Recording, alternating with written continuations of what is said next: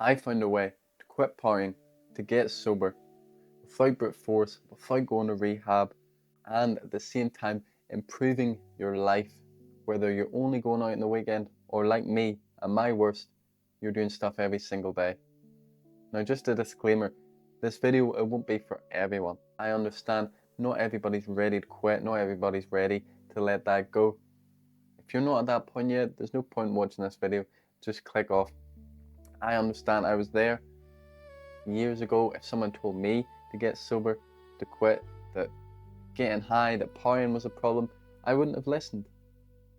Just follow your heart. If your heart tells you to watch this video, to continue on this journey, then go ahead. Otherwise, just click off. The way I did it was simple. I just started working on myself. Now, slowly but surely, I was forced into multiple different habits due to my time of addiction. Each had their own reason of why I was drawn into it, but mostly it's because I was sad, I hated my life, and I was trying to find a way out, avoiding the fact that I was doing drugs all the time. Now, the three key things is exercise, meditation, and reading. There's a few others, but I'll go over these three. So exercise is the number one. I was doing this the whole time, even though I was doing drugs all the time. I've been working out since I was like 15. Exercise is so important, not only obviously for your body, but for your mind. The mental benefits is where it really shines, because not only in the moment do you feel great, you get that dopamine boost, that serotonin boost, especially if you're doing it with other people. You feel amazing. So of course you're not drawn to some negative vice like drinking or drugs.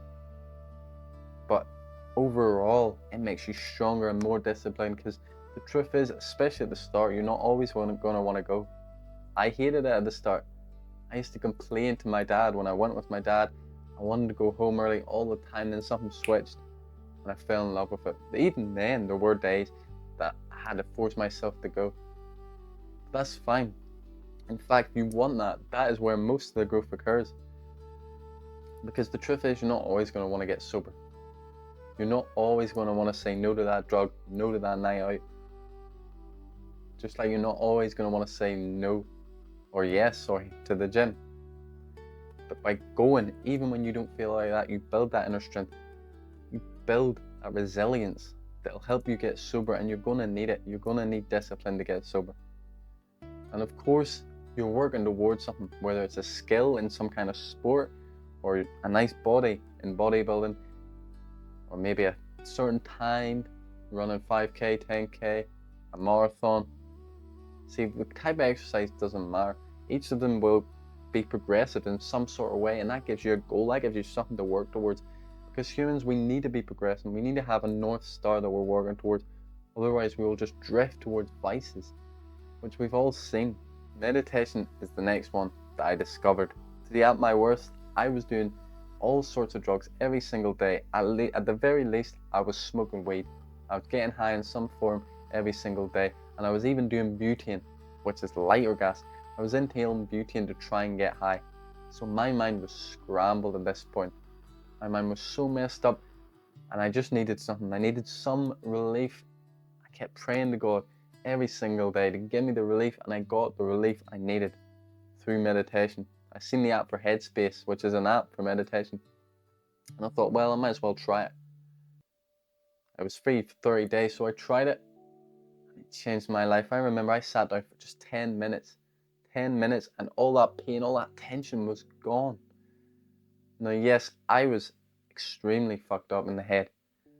So of course the difference was massive. Some people only start meditation, it's slowly, but if you meditate every single day for about a month, the difference will be insane. See, the real benefit of meditation comes from clearing your mind and letting go of these thoughts and feelings. Now, of course, you'll never get completely rid of thoughts and feelings. It's just part of being human. But it helps you step back and view them. See, we're not this voice in our head. We've become attached to this identity, our ego. See, ego is not what we think. It's not this macho image that we put on it. Everybody has an ego. Your ego is just your identity, who you think you are. I like this, I don't like that. I think this way, no, I don't think like that. That's your ego. Everyone's got it, even me, even monks. Doesn't matter how long you meditate, you will always have an ego. But it helps you see that ego. Helps you see that, oh, this is just noise in my head. This feeling isn't me. I'm observing. See, you're the witness behind these thoughts and feelings. You'll have noticed this when you've done a really hard workout and your mind, everything's just still, and all there is this pure awareness. Or where you see something so beautiful, you're just in awe. That is you. You're the awareness behind all of it, the soul, whatever you want to call it. Reading is the next one. And it's funny, because most people will say they don't like reading, including myself. I said I didn't like reading.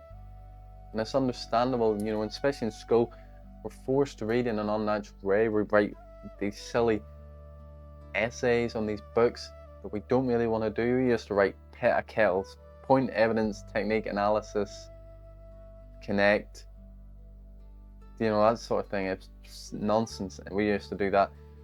Basically, this mini essay, or maybe a long ass essay on this book that we didn't even really want to read. So we were conditioned to dislike these books. But see, I discovered that I actually do love reading. In fact, everybody loves reading. You just need to find the right book. See, because back then I was so bored of everything, even watching movies and shows and games, which was my usual go-to pastime when I was sitting in my house. But it was boring, so all I would do was just sit on my bed, maybe scroll, but I was never a big scroller. So I just wait till the next time I can go out, try and get some more drugs and do it in my house. Just, that's all I enjoyed. I thought, you know what, I'm so bored. I was sitting just staring at my ceiling, just lying on my bed thinking, fuck, I need to do something. So I thought, fuck it, I'll try reading, because I found out a way to get books online for free. If you're smart enough, you'll be able to figure that out. There's a few websites where you can get some free books. So I tried it. I loved it.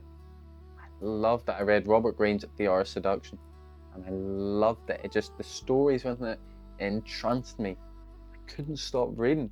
It was so good. It was so addicting. And then I went on to read more of his books, the 48 Laws of Power, The Laws of Nature. Just the way he writes is amazing, but that is for me. See, everyone has their own type of book, their own genre of book, their own specific books that they like. There's billions of books out there. Of course there's one for you. You should never read just because people tell you. Just because I said Robert Greene's a good author, you should never read. Just follow your heart. Your heart will tell you what's a good book. You pick up a book and you'll try it. Now, yes, it will be hard at the start. It'll be hard to concentrate. But that's not what you're looking for. You're looking to see, does this feel like a chore? Does it feel boring? Does the pages feel heavy when you turn? Does your mind zone out because you don't really want to be there? Your mind will zone out a little. But if you're excited to read that book, if you want to read that book, if you're motivated to read that book, that's the book for you. If it's not, move on to the next book. If that's not right, move on to the next book, the next one, the next. You will find the right book. And the reason it is so crucial is because it gives this healthy escapism. Even if it is a non-fiction, you're going into another world, another person's point of view that you haven't seen before, that you can't understand, and it gets your mind active. Instead of just going over and over in your head of all your problems, all the things that you want and don't have, etc. No, you're seeing a new world. You're seeing it from a new point of view. And of course, if it's fiction, you could go into an entirely different world. And this is some healthy escapism. One of the only ways to escape without having any downsides, without feeling horrible afterwards. And at the same time, you can learn from it. You can grow from it. And of course, it's fun if you find the right book. This will just help ease that desire a little bit to going out, to getting high, because you actually have something fun to do. See, that's the thing. Most people they fill their time with just BS, and that is why they're drawn to more BS, more like drugs, because they just fill it with Netflix and YouTube, Instagram, all this. But that leaves them wanting more, so they go to the more extreme things. They go to getting high, and then that's not enough, so they go to more extreme drugs. I mean, I've seen this. This happened to me. This happens to so many people. It's possibly happening to you right now. Another great habit is just socializing. Something just so simple. Just going out and talking to people. Sober, of course. Because when you're doing it fucked up, you're not really connecting these people. No, the drugs, they disconnect you from reality. So of course you're not really getting close with these people. You can go out without getting high. You can go get a coffee, you can go for a walk, a hike, you can go exercise together. You can go talk about some book you saw reading. And yes, this might be difficult for some people because, of course, not everybody's friends are going to be willing to do this. Some people, friends, will try and put you down for that. If that's the case, they're not your friends. Just try and find new friends. Maybe join a gym. I go to MMA personally. I speak to so many people. It's so great. It's a great way to connect is by joining some sort of sport or gym. Reflection is another great tool when you just sit and just think about your life, just think about where you want. Set a 30-minute, 40-minute timer, even just 15 minutes if you're only starting. And it's the same with journaling. Personally, I don't journal, but it's the same idea. It's getting to know yourself, understand your problems. See, that's the thing with nowadays. Most people, they never just sit and do nothing. That's why meditation and reflection is so powerful, because our brain allows our creativity to come forth, and it gives us ideas that we wouldn't normally get if we're constantly stimulated, constantly in some phone, just scrolling, or on some drug, or even reading a book. It's just, even if you have the most perfect habits, it's always good just sometimes to just sit and do nothing. Just one last thing, I want you to be aware of the mind. See, because you're going to have a lot of negative thoughts. You're going to be telling yourself, oh, I really want to get high, oh, this isn't working. You know, I still feel down, I'm like, this isn't working, I don't feel great. I should be great by now. You know, your mind's going to tell you all this negative stuff. So you need to be careful. You need to start telling yourself the way you want to think.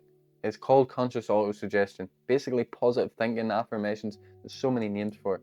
Just force yourself to think how you want to think. No, I don't do drugs anymore. I don't need it. I love my life. I'm at peace. Even if it feels like lying, just do it over and over and over again. And eventually your feelings will start to match up. And it probably will take a few months. But if you watch this far, you're in it for the long journey, because getting sober does take time. There will be lots of mistakes. There'll be lots of relapses. And that's the next point.